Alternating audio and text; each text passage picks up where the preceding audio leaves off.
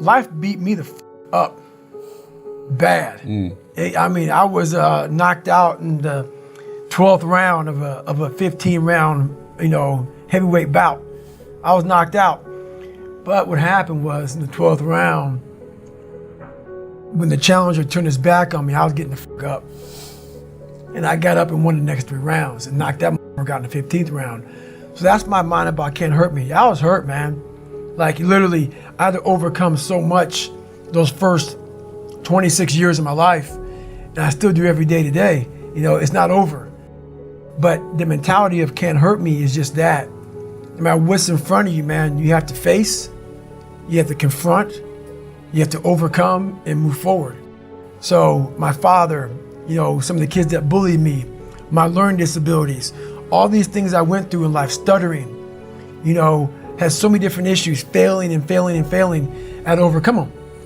Or they would have overcame me. Yeah, those scars are real. Those scars are proof that, your past is real. So they're never gonna go away. I own them, but I'm proud of my childhood. I'm proud because without all of these lessons in life, and everybody says this bullshit, I mean it. I mean it, because I was able to look at my childhood and how I grew up as the ultimate training ground for my life. There has to be some people on this planet Earth who have my mentality. As gross as it is to some people, and as far off as it is and not understood, there has to be some people like me on this planet Earth. Has to be some warriors out there that are able to take this mindset and do something with it. So that right there, once you are able to look at your life and realize that all these bad things are actually the ultimate training ground for what you're going to, encounter in life, you start looking at your past very differently. I'd learned how to hold myself accountable, and I knew I could take a man's soul in the heat of battle. I had overcome many obstacles and realized that each of those experiences had calloused my mind so thick I could take on any challenge. All of that had made me feel like I dealt with my past demons, but I hadn't. I'd been ignoring them. My memories of abuse at the hands of my father, of all those people who called me nigger, didn't vaporize after a few victories. Those moments were anchored deep in my subconscious, and as a result, my foundation was cracked. In a human being, your character is your foundation, and when you build a bunch of successes and pile up even more failures on a fucked up foundation, the structure that is the self won't be sound. To develop an armored mind, a mindset so calloused and hard that it becomes bulletproof, you need to go to the source of all your fears and insecurities. Most of us sweep our failures and evil secrets under the rug, but when we run into problems, that rug gets lifted up and our darkness reemerges, floods our soul, and influences the decisions which determine our character. My fears were never just about the water, and my anxieties toward class 235 weren't about the pain of first phase. They were seeping from the infected wounds I've been walking around with my entire life, and my denial of them amounted to a denial of myself. I was my own worst enemy. It wasn't the world or God or the devil that was out to get me. It was me. I was rejecting my past and therefore rejecting myself. My foundation, my character was defined by self-rejection. All my fears came from that deep-seated uneasiness I carried with being David Goggins because of what I'd gone through. Even after I'd reached a point where I no longer cared about what others thought of me, I still had trouble accepting me.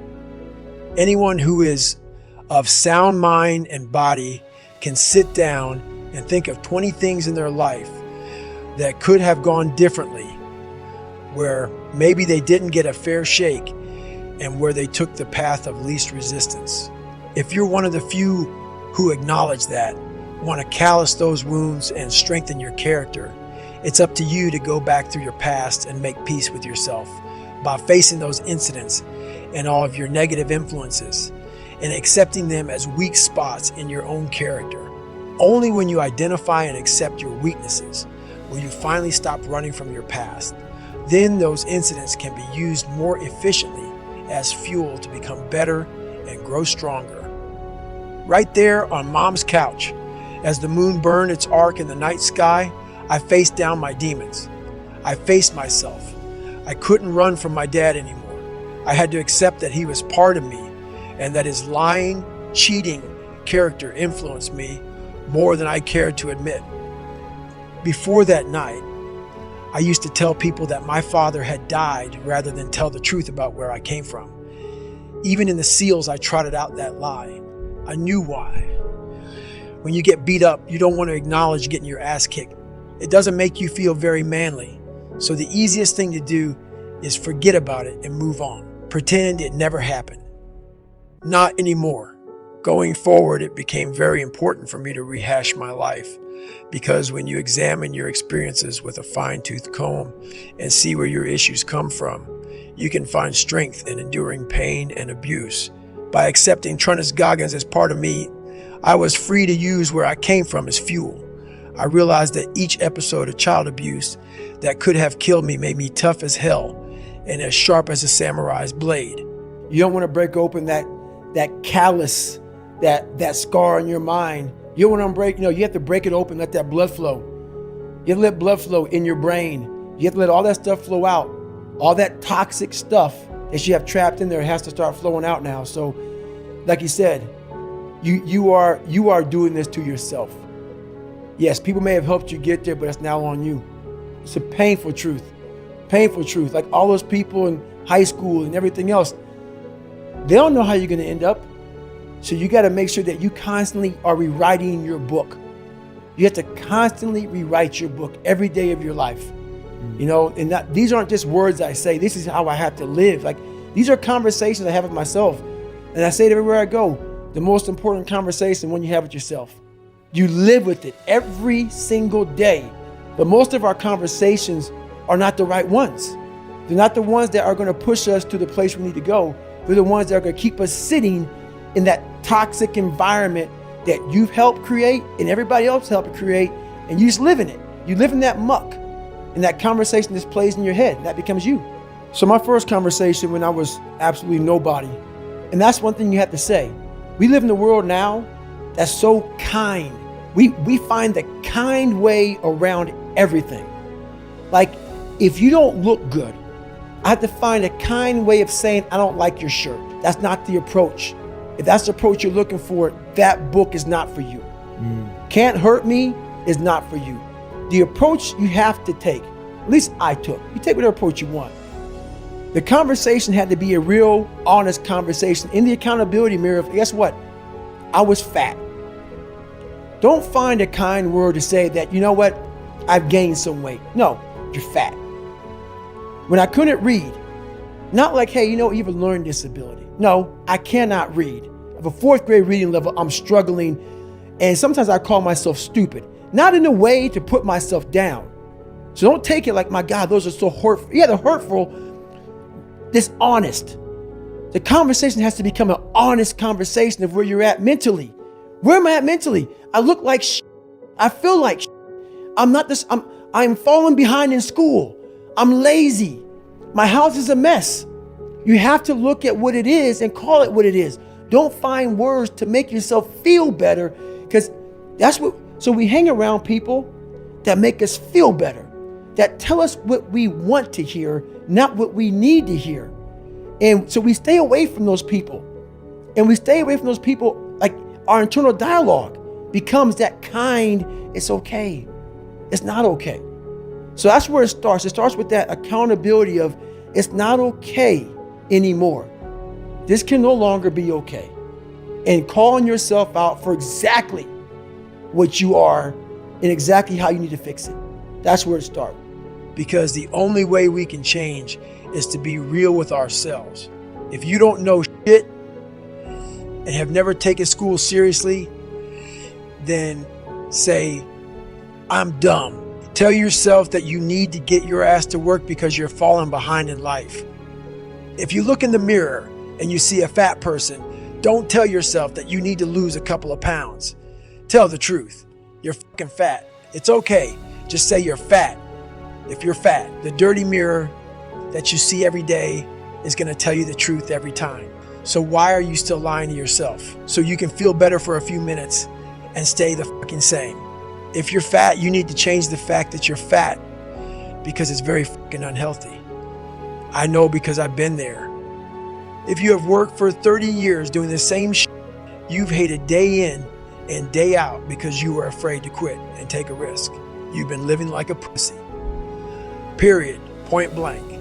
Tell yourself the truth, that you've wasted enough time and that you have other dreams that will take courage to realize, so you don't die a fucking pussy. Call yourself out.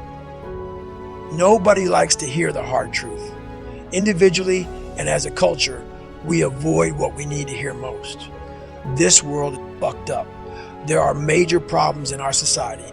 We are still dividing ourselves up along racial and cultural lines, and people don't have the balls to hear it. The truth is racism and bigotry still fucking exist, and some people are so thin-skinned they refuse to admit that. But if you are the only, and you aren't stuck in some real-world genocidal twilight zone, you better get real too. Your life is not fucked up because of overt racists or hidden systemic racism. You aren't missing out on opportunities, making money and getting evicted because of America or Donald Trump, or because your ancestors were slaves, or because your ancestors were slaves, or because some people hate immigrants or Jews, or harass women or believe gay people are going to hell. If any of that shit is stopping you from excelling in life, I've got some news. You are stopping you. You are giving up instead of getting hard. Tell the truth about the real reasons for your limitations, and you will turn that negativity, which is real, into jet fuel. Those odds stacked against you will become a damn runway. There is no more time to waste. Hours and days evaporate like creeks in the desert. That's why it's okay to be cruel to yourself as long as you realize you're doing it to become better. We all need thicker skin to improve in life. Being soft when you look in the mirror isn't going to inspire the wholesale changes. We need to shift our present and open up our future. The morning after that first session with the accountability mirror, I trashed the shack steering wheel and the fuzzy dice. I tucked my shirt in and wore my pants with a belt. And once school started up again, I stopped eating at my lunch table.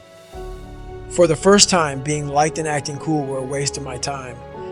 And instead of eating with all the popular kids, I found my own table and ate alone. Mind you, the rest of my progress could not be described as a blink, and you'll miss it metamorphosis. Lady Luck did not suddenly show up, run me a hot soapy bath, and kiss me like she loved me. In fact, the only reason I didn't become just another statistic is because at the last possible moment I got to work. How do I do it? How am I able to do what I do on a daily basis? How do I fight the demons? Because they hear me speak and I'm very raw and real. How do you fight my insecurities? All these things. And they're there every day. They're there every day. I'm in search for a feeling. I'm not in search for a trophy. I'm not in search for love. I'm not in search for more followers on Instagram or social media. When I started this journey years ago, and I realized that I'm going to be somebody, and I'm searching for a feeling of true victory for myself, and only myself. The second I shut out the whole world and realized that one thing, that I am in this world alone. I'm fighting in this race by myself. Yeah, I'm all about people, I'm all about team, I'm all about that shit. But I'm really all about right now, and in my life, no one knows the real truth about me, how hard I really go. I don't care if anybody knows. I don't want anybody to know. I'm an introvert. I live an introverted life, and I love that about me. That right there is my fuel, is I know that there's really no one out there grinding like me. And if they are, so be it. If I know about you, I'll make sure that I up my game. That's what the mentality is all about. My whole thing is a mentality thing. I view myself as the weakest person on the planet Earth. I was just an insecure, scared kid. And the only way I could find myself was through putting myself through the worst thing possible. My goal in life was to, in my mind, believe I'm the hardest man alive. And that's why the whole thing is Can't Hurt Me. That's what it's about. It's about whatever you think you are, you have to make that dream a reality. But that's where the hard part is. is making that dream reality. That's where the hard work comes. That's where people know, how do you keep grinding every day? You have to make those insecurities, those fears. Like when I was 300 pounds, I didn't have any drive. I'm gonna go be a Navy SEAL. What kind of stupid shit is that, 300 pounds? There wasn't like a drive to go be a Navy SEAL. I was an insecure, lying kid, afraid. I had to look in my insecurities and in my fear and find drive in that. We're all looking for passion. Passion's all around you. You have a whole stack of it all around you. It's your insecurities, all that shit. You gotta dive deep in that shit. It's all in there. All the energy and fuel you need is right in yourself. It's all there. You got a lot of stuff to do to overcome. And that's where I found it. I found it right there in my own insecurities. I found drive in my own insecurities. And that's the most powerful thing in the world. When you can find drive in your own doubt, fear, insecurities, you become very unstoppable.